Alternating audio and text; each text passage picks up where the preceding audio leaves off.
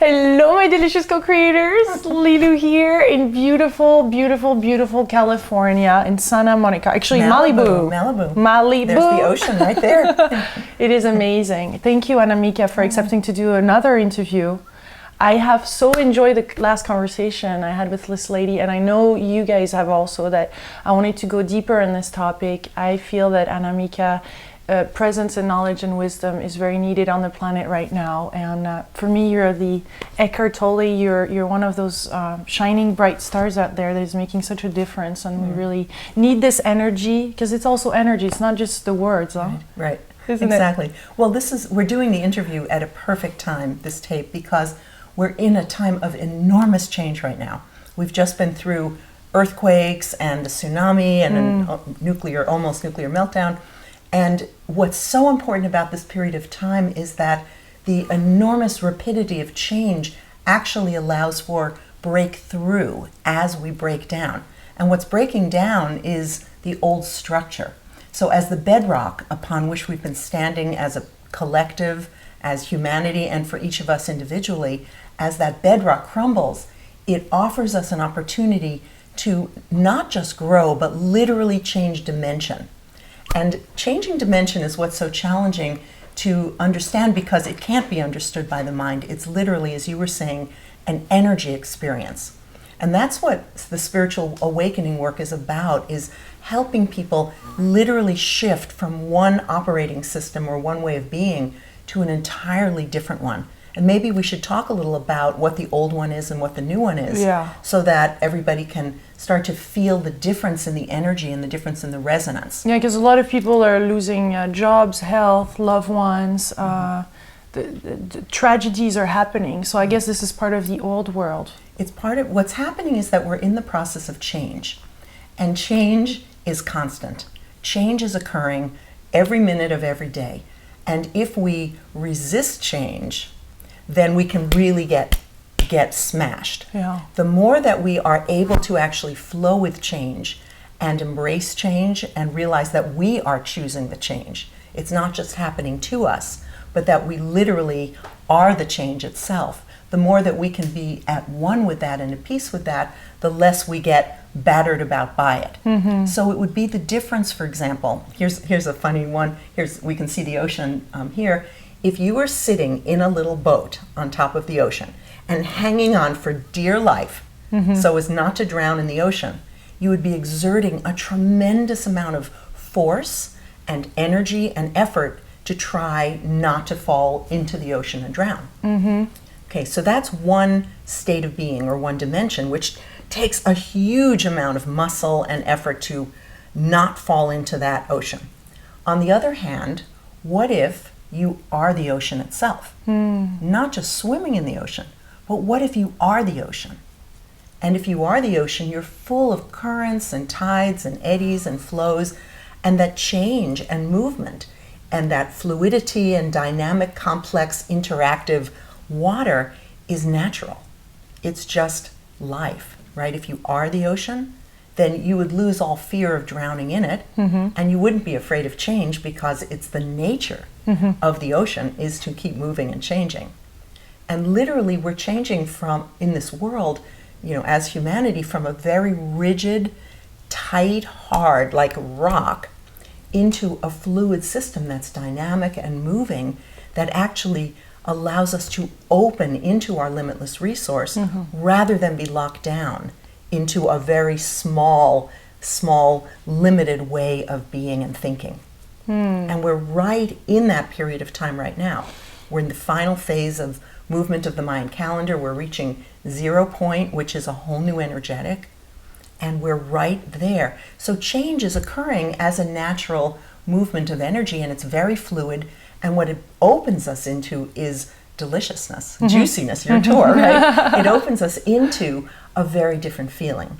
So how do we let go of those old habits and ways of behaving? Because it can be really painful to go through this. Yes. It's kind of suffering. It feels like suffering. It does create suffering when, the first step is recognizing that you're in the old one. The old one has to do with a lot of exertion of energy, a lot of force, and a lot of mental activity, which brings around tremendous anxiety.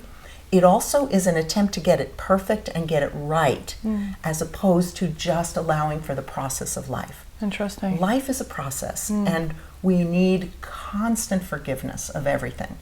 When you, though, instead of bringing forgiveness and change, when you just do everything to get it right and to be perfect and to make it the way you think it should be, everything gets very rigid and in accordance with our mental ideas instead of limitless possibility, instead of what the breath brings or the limitlessness brings.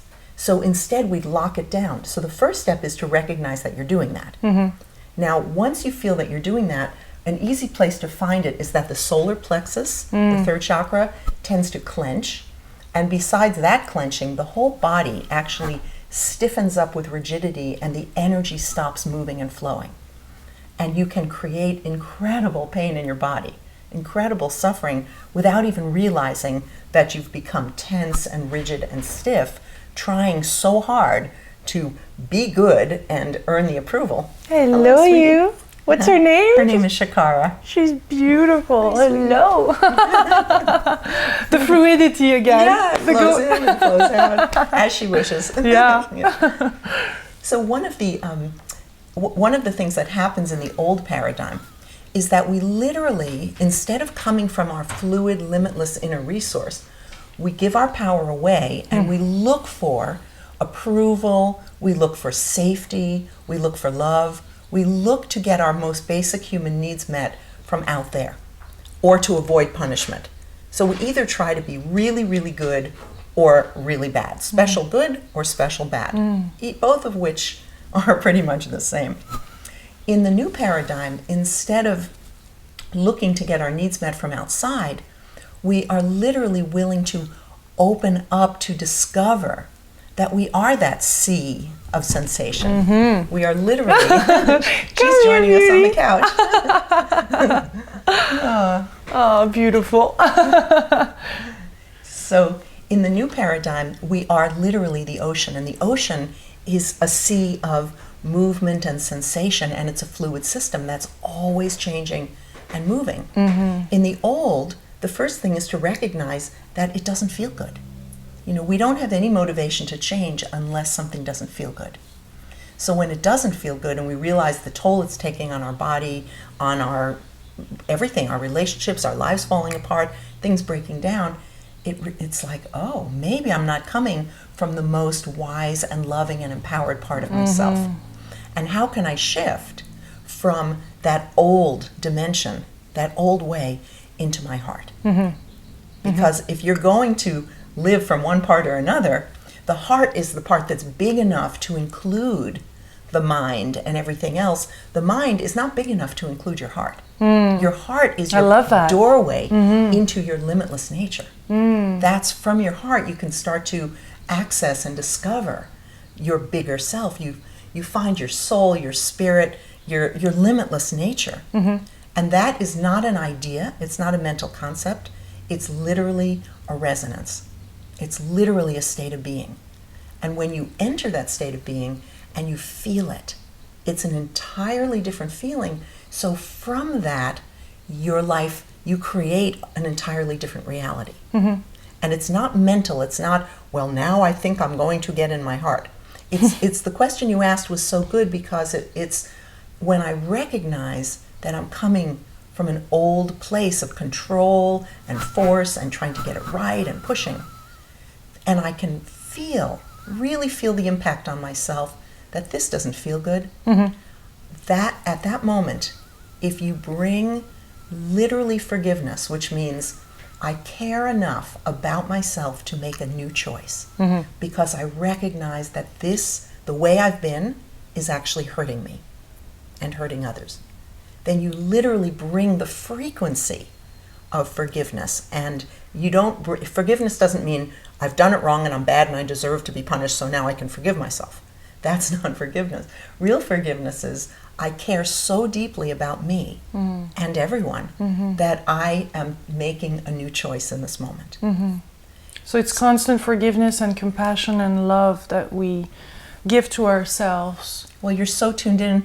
What you said is exactly the new choice, is the compassion and the love. Yeah. That's the new choice. That's the paradigm shift. Because that's what everybody intuitively feels is their true essence. Yeah. Is compassion and But love. we feel like we're rocking back and forth, back and forth, back and forth. And each little new challenge, sometimes we feel enlightened, and then boom, there's something that hits, and then we're right back in it. And we're like, where is that? Where did he go? Well, actually, the rocking back and forth, like when you pull a tooth out, you sometimes jiggle it back and forth. It's a natural part of the process. Only perfectionism would say, I go there and I cross this line in the sand and now I'm there and it's perfect. So that's actually, again, the old paradigm speaking, saying I have to get it right and be perfect and do it right now and never go back. And so it's not a back and forth. I mean, it's not that we're going backwards. What I really mean is that when we find ourselves in the old again, it's our doorway or our next opportunity to make a new choice and to grow further into our heart, so that it serves a purpose when we find another place that we've gone into the old paradigm. It actually serves a purpose for us so that we can grow further into our heart and grow that new part of us, because it's not just a remembering of who you really are. It's a becoming. You are both remembering in the sense of connecting with the truth of who you are, and it's a both and we are constantly growing in that. And so we should welcome those challenges, really, because this is a big opportunity right now to bring even more of that resonance and frequency on the planet. You're so brilliant. I'm reflecting what you're saying, That's so right. this is not me. It's both, and it's you and me, and I love it's the us. and. It's the bridge. The and. Yes, because the and is us and the audience. We're creating something right here in this moment together. Yeah. That's brand new. Because we're bringing the love, the compassion, the forgiveness, and it's you, me, and everyone, and an entirely new creation that's occurring right this second. Oh, yeah. So how can we live more from this open heart? How does it feel to you? How can we look? Is it like really we're looking through the heart? We're watching life? How does this work? The mind, like, right, the tell mind us wants to know. the prescription. Right. What's the big rule book in the sky? And if I look at page 57, I can get it right. And then I know I'm in my heart. Well, it's actually a feeling. What happens is that your feeling state literally changes. So your vibration, the vibration that you're giving off, literally changes. So one vibration, maybe I can do this in my body. It hurts a little to do this, but let me show you. Okay, if I'm coming from my head, watch the difference. Okay, so now I'm going to shut down my energy and get very. Oh yeah, so you're doing it. Oh, it hurts. Okay, so I was getting very tense and going into my head to try to figure out what do I say. Whereas if I'm allowing my real resonance to move, which it is. Right, so it's moving down. It's moving into your whole system and literally changing from just the mind into a complete feeling state, which includes your mind. It doesn't exclude it, but it's bigger than that. So that you're literally connecting to your heart, your soul, your spirit, and your larger wisdom, your larger love. It's a feeling inside of belonging, of connectedness. It's a very profound connectedness to the biggest aspect of who you really are. And from that connectedness, you literally vibrate at a different frequency. And when you're vibrating differently, well, people around you feel that. You have an impact on the world without desperately trying to fix and save the world or fix yourself, and yet you're part of change. You're allowing for change, you're helping change, you are changing. And it becomes a very, very natural process instead of an effortful one. It becomes relaxed and interactive and dynamic and very complex in a good way.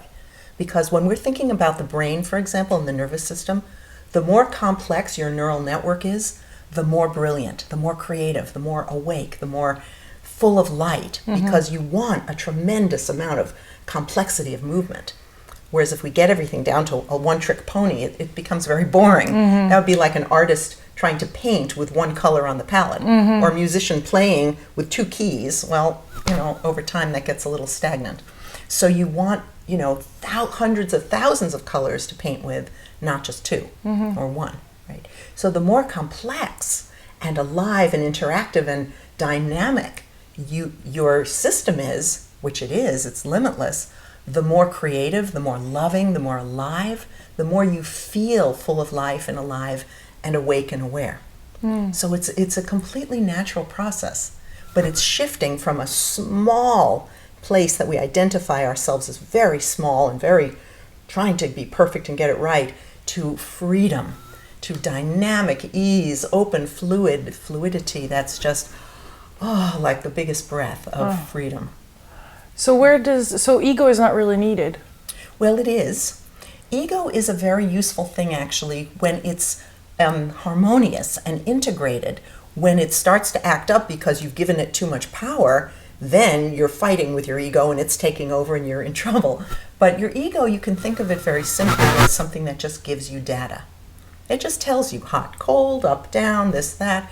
It's a very useful, if you think of it as a tool, and everybody has an ego, and it's not a bad thing, it's a needed thing. It's just, are we in harmony with it or not? Okay, are we living from our larger self, which it can include a harmonious relationship with our ego, or have we pummeled and fought with and demanded and pushed and shoved our ego so hard to do what it's not supposed to do, that it fights you, you fight it, and you end up in a battle. And the ego becomes a negative ego. It starts to get very, very... As a friend would upset. say, so it's more than an assistant rather than the director. Yes, yes. You just don't want to give it the keys to your bus and let it drive your car, because it will crash into the wall with great regularity. And we've all been there, right? Been there, done that too many times. Yeah. So you take the keys back from the ego and you integrate it as part of you. Then it's sitting in the back seat and it's doing its job, which is to give you the information that you need. And then everyone's in harmony and you have a nice trip. The heart is literally a feeling and it's a choice. So we just keep choosing to move away from referencing only through our mind. And the heart is big enough to include the mind, so we open into the feelings of our heart. And we can do that together right now. Shall we just go there? Yeah. Okay, that's it. All right, so just together as we just breathe and feel the energy, just to feel the resonance, the vibration of the heart, and that creates a beautiful, beautiful field of love that's awakening, enlightening, and healing for everybody. So thank you, Lilu. Thank you for this delicious moment. You feel it? Yeah. Yeah, that's it right there. You're in it. You're in it, baby. It's funny because it tickles inside and it's really warm.